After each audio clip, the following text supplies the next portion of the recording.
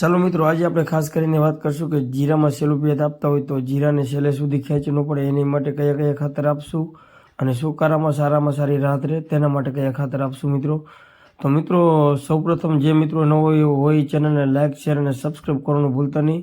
અને જીરાના તમામ વિડીયોની લિંક મિત્રો આપણે ડિસ્ક્રિપ્શનમાં આપેલી છે, જેથી કરીને તમે તમામ વિડીયો જોઈ શકો છો. જ્યાંથી વાવેતર કર્યું હોય ત્યાંથી અત્યાર સુધીના વિડીયોની લિંક આપણે ડિસ્ક્રિપ્શનમાં આપેલી છે. અને જે નવા હોય ચેનલને સબસ્ક્રાઈબ કરો. હાલો, રામ રામ, સીતારામ, જય માતાજી તમામ યુટ્યુબ ફેમિલીને મિત્રો. તો કેમ છો બધા ખેડૂત મિત્રો? મજામાં જશો. તો હું છું આપણો મિત્ર ભાવેશ, અને આજે તારીખ થઈ છે 8/1/2025 મિત્રો. મિત્રો, ખાસ કરીને આજે આપણે વાત કરશું કે ડ્રીપમાં એટલે ખાતર આપણે કયા કયા પાવા અને સેલું પિયત હોય મિત્રો.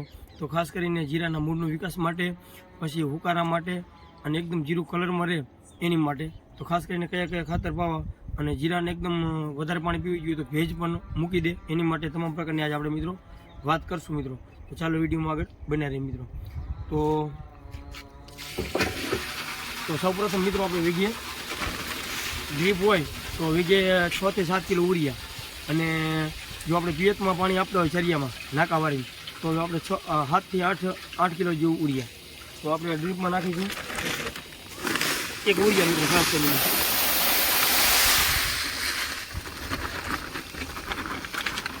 ધ્યાન રાખવું અંદરનો છે. તો મિત્રો આપણે આ નાખ્યું ઉરિયા, અને હવે નાખશું મિત્રો ખાસ કરીને સલ્ફર.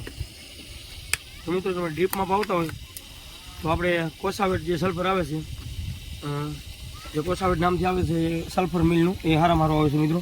તો 80% WDG જે ડ્રીપમાં પાવા માટે 80% લેવાનું મિત્રો. અને જો તમે ચરિયામાં આપણે પિયતમાં આપતા હોય જે નાકાવાળી તો એમાં આપણે 90%, અને ડ્રીપમાં 90% ન ચાલે. કારણ કે મિત્રો ડ્રીપમાં ટપકમાં 90% આપવાથી અને નળી આપણી બ્લોક થઈ જતી છે, એટલે કે નળી બંધ થઈ જતી હોય છે મિત્રો.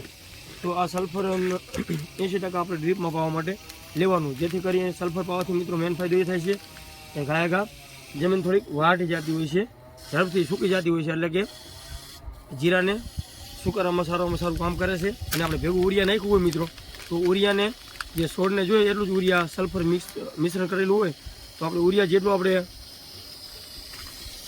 છોડને જેટલું ઉરિયા જોતું હોય એ પ્રમાણે મિત્રો સલ્ફર ભેગું હોય એટલે ઉરિયાને એ પ્રમાણે જે છોડને ઉરિયા મળે છે મિત્રો. અને નકરું ઉરિયા હોય તો છોડને એકદમ વધારે પડતું ઉરિયા મળી જાય છે, કારણ જમીનમાં ઊંડું હોઈ જાય છે. અને આ છોડને જે પ્રમાણે જોઈએ એ પ્રમાણે મિત્રો ઉરિયા આપતું હોય છે. તો મિત્રો આથી આપણે સલ્ફરની વાત, તો સલ્ફર આપણે વીઘે 1 કિલો ડ્રીપમાં, અને આમ તો આપણે પિયતમાં ચરિયામાં આપવું હોય તો કિલોથી 1.5 કિલો મિત્રો, 1.5 કિલોથી 1.5 કિલો. અને મિત્રો આ છે ભૂમિક 95%, જે મૂળનો વિકાસ કરે છે, છોડો એકદમ ગ્રોથ કરે છે. મૂળનો વિકાસ થાય એટલે છોડનો ગ્રોથ થાય, અને જીરું એકદમ મિત્રો આપણું હરું ભર્યું અને છોડો મજબૂત થતો હોય છે, અને છોડો એકદમ કલરમાં રહે છે મિત્રો.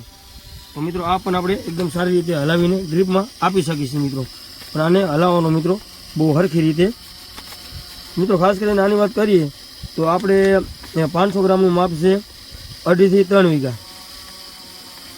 એક 500 ગ્રામનું માપ મિત્રો 2.5 વીઘામાં 2 થી 2.5 વીઘામાં આપો. આપણે વધારે જો પીળું હોય ને જીરું મોરું હોય આપણે 2 થી 2.5 વીઘામાં મિત્રો ખાસ કરીને આપી શકીએ છીએ મિત્રો. આ છે આપણે મૂળના વિકાસ માટેની વાત.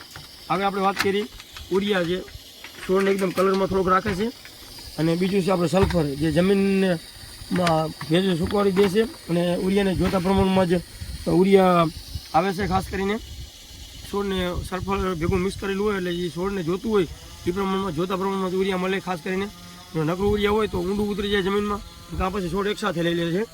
તો આપણે હવે આ નાખ્યું હુમિક મૂળનો વિકાસ ખાસ કરીને કરે છે. જે મૂળનો વિકાસ થવાથી તંતુ મૂળ વધે એટલે છોડ આપણો ખોરાક પૂરેપૂરો લઈ શકે છે, અને ઉપર ગ્રોથ વિકાસ વધારે થાય છે, ડાળીઓ વધારે ફૂટતી હોય છે મિત્રો. તો ખાસ કરીને હુમિક પણ જે મોરા જીરા હોય વિકાસ ન કરતા એની માટે હુમિક પણ ખાસ જરૂરી છે મિત્રો. ખાસ કરીને હવે આપણે વાત કરીશું મેટાલિક્સ 35 મિત્રો, જે ખાસ કરીને હુકારામાં સારામાં સારું કન્ટેન્ટ છે, એ હુકારામાં સારું કામ કરે છે મિત્રો.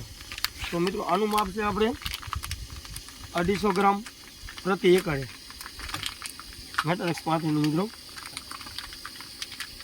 મિત્રો આપણને એક સારી કંપનીનું કોઈ પણ મેટાલિક્સ 35 આપણે લઈ લેવાનું. સુકારામાં સુકારામાં સારામાં સારું કામ કરતું હોય છે મિત્રો.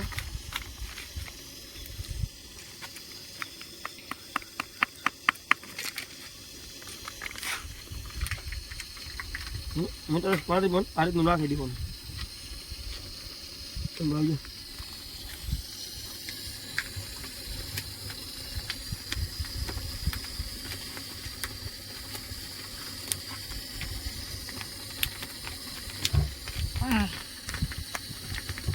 આ રીતનું આપણે બધું મિશ્રણ કમ્પ્લીટ કરી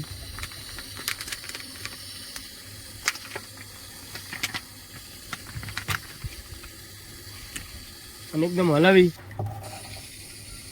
સારી રીતે હલાવી મિત્રોને ડ્રીપમાં આપણે પીવડાવી દેવાનું. મિત્રો ખાસ કરીને વાત કરીએ તો જો ડ્રીપમાં જવા દેવું હોય તો ડ્રીપમાં મિનિમમ અડધી કલાક આપણે જવા દેવાનું, જેથી કરી અને અડધી કલાક જાય એટલે એકદમ નળીની બાજુમાં પાણી સાથે ફેલાઈ જાય.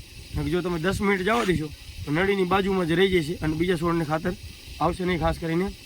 તો આને એકદમ સારી રીતે નળીમાં વધારે પ્રમાણમાં અડધી કલાક જવા દેવાનું, જેથી કરી અને સારામાં સારું પરિણામ મિત્રો ખાલી મળી શકે છે. મિત્રો આ ખાસ કરીને ડ્રીપમાં જીરું છે આપણે તમે જોઈ શકો છો કે આ નળીની બાજુમાં તમે ઘણીક વાર જવા દેશો તો પછી ઓછું મળશે અને વધી વાર જવા દેવાનું મિત્રો ખાસ કરીને. તો બસ આ વિડીયો કેવો લાગ્યો કોમેન્ટમાં જરૂર જણાવજો અને આવા જ અવનવો વિડીયો જોવા માટે અમારી કિસાન મિત્રો લીલાપુર ચેનલને લાઈક શેર અને સબસ્ક્રાઈબ કરવાનું ભૂલતા નહીં. તો મિત્રો આવા જ અવનવો વિડીયો જોવા માટે અમારી ચેનલમાં બન્યા રહો. તો બસ આજે વિડીયોમાં એટલું જ.